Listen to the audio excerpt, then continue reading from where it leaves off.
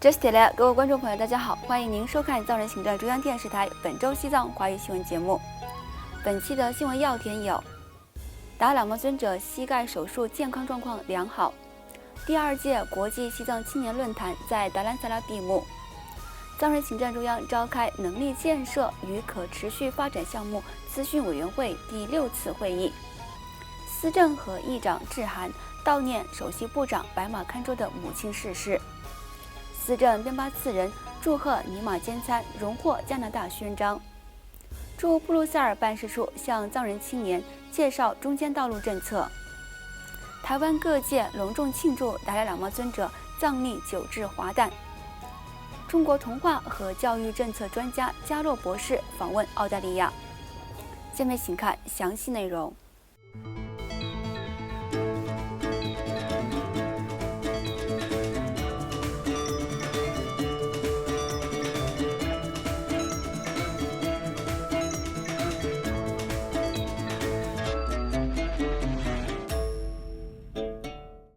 西藏精神领袖第14世达赖喇嘛尊者的私人西医次丹多杰桑杜仓和藏医才汪丹真于本周三7月3号下午，在达赖喇嘛尊者接受膝盖关节置换手术后的第5天，发表简短视频，向公众说明了尊者的近况。两位医生在视频中表示，手术和物理治疗的相关医生做了检测，强调尊者的健康状况很平稳，与一般手术患者的状况相比较，尊者的康复速度相当快速，并宣布在几天后，尊者将前往纽约以外更安静和环境更好的地方休养。医生们还指出，西藏境内外的藏人都非常关心尊者的健康，请大家不要担忧，安心而住。与此同时，由藏人行政中央外交与新闻部主办的第2届国际西藏青年论坛于本周三7月3号在印度北部达兰萨拉开幕。来自13个国家的100多位西藏青年参加了论坛。主要嘉宾藏人行政中央司政边巴次仁在开幕式上发表讲话时，首先赞扬了与会青年为西藏自由事业所做的努力。随后着重谈到了达赖喇嘛尊者为解决长期未决的藏中冲突，以及在建立流亡藏人社区方面所做出的慈悲领导和无与伦比的贡献，并呼吁与会青年为尊者的早日康复而祈祷。司政边巴次仁还谈到了过去3年来世界各国的藏人志愿游说小组不断扩大的影响力，并赞扬了所有成员们的积极努力。司政还鼓励更多的藏人青年参与到该项目中，并指出藏人志愿游说项目的成功可以转化为一场人民的运动。在为期3天的会议上，藏人行政中央前部长丹巴次仁、加拿大安大略省议会藏裔议员普芝高波切，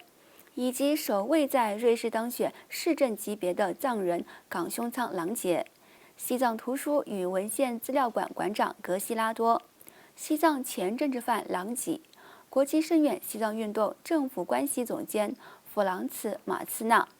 西藏行动中心的策略兼高级研究员丹增多杰、西藏冲突协调中心主任冈马列谢等多名专家学者，就西藏自由运动相关的各种议题向与会的藏人青年们发表了演讲，并回答了与会者提出的各种问题。此外，美国国际开发署资助的藏人行政中央能力建设与可持续发展项目咨询委员会第6次会议于上周四6月27号在达兰萨拉近郊的罗布林卡西藏文化保护中心举行。司政边巴次仁作为主宾出席了会议。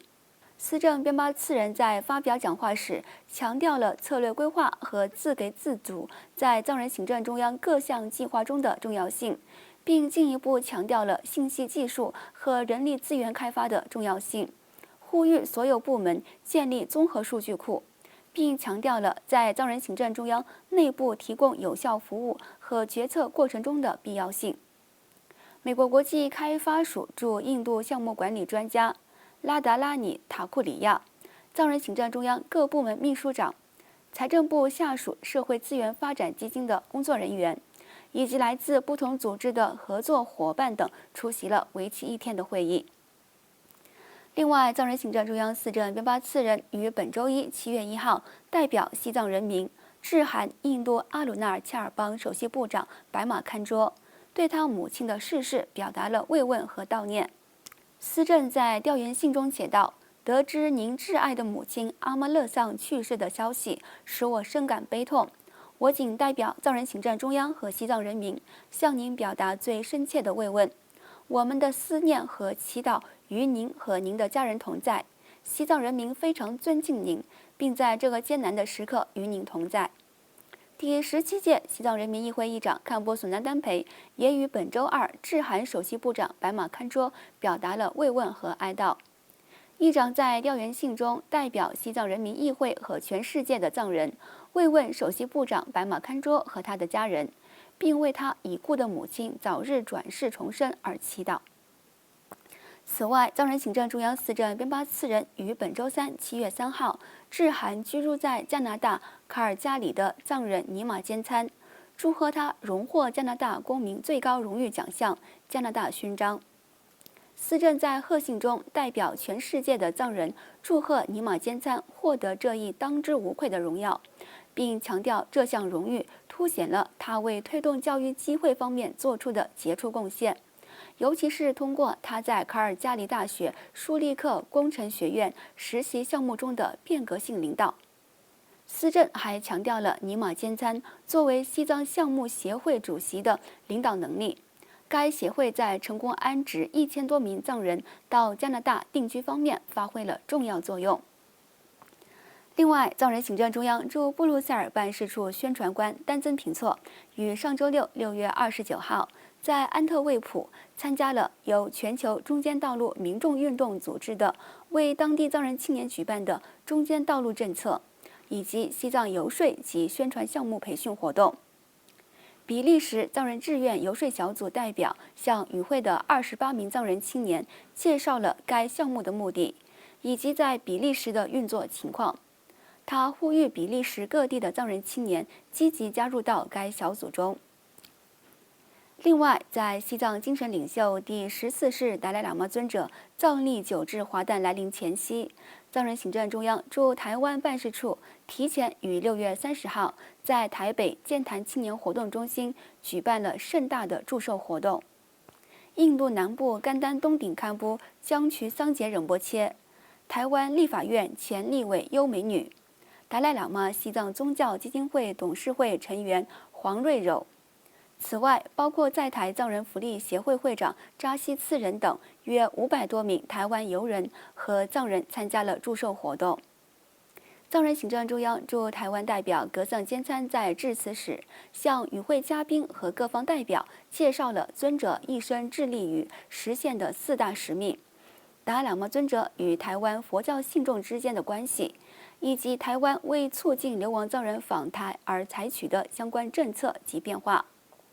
主要嘉宾民进党前立委优美女在致辞时强调了达赖喇嘛尊者为人类的福祉所做出的伟大贡献，并祈愿尊者早日返回西藏首都拉萨的布达拉宫。而在台藏人福利协会会长扎西次仁在致辞时，在祈愿达赖喇嘛尊者长久住世的同时，呼吁所有藏人继续为自由和正义而努力奋斗。此外，台湾国际藏传法脉总会和台北市甘丹东顶显密佛学研修协会分别于6月29号和6月23号在健谈青年活动中心和台湾南部高雄市举办了达赖喇嘛尊者藏历90大寿庆典，盛况空前。驻台代表格桑坚参、驻台湾办事处秘书长米久玉珍和达赖喇嘛西藏宗教基金会佛学导师丹增南州仁波切分别参加了上述2场祝寿活动。与此同时，在比利时多麦藏人协会的组织下，位于阿尔霍斯特的藏人民众也于上周六6月29号举办祝寿活动，隆重庆祝了达赖喇嘛尊者藏历90岁华诞。藏语翻译与研究中心主任格西隆多格敦、藏人行政中央驻布鲁塞尔办事处秘书长赤列汪堆，以及喜马拉雅卓玛佛学院的梅多仁波切等各团体的代表和比利时各地的数百名藏人出席了祝寿活动。请继续收看今天节目的最后一则消息。在中国童话和教育政策方面的领先研究专家加洛博士，在其同事西藏人民议会议员洛桑加措和西藏行动中心的数字安全研究员多杰平措的陪同下，于本周二7月2号访问了藏人行政中央驻澳大利亚办事处，受到代表噶玛森格和工作人员的接待。加洛博士在为期1周的访问期间，会见了多位澳洲政治家、政策制定者和议会支持西藏小组的成员，并向他们介绍中国在西藏各地开办的殖民式寄宿制学校如何成为中共系统性吸收、破坏并最终消灭西藏独特的文化，以及试图消除西藏人民对中国统治的抵抗等核心要素。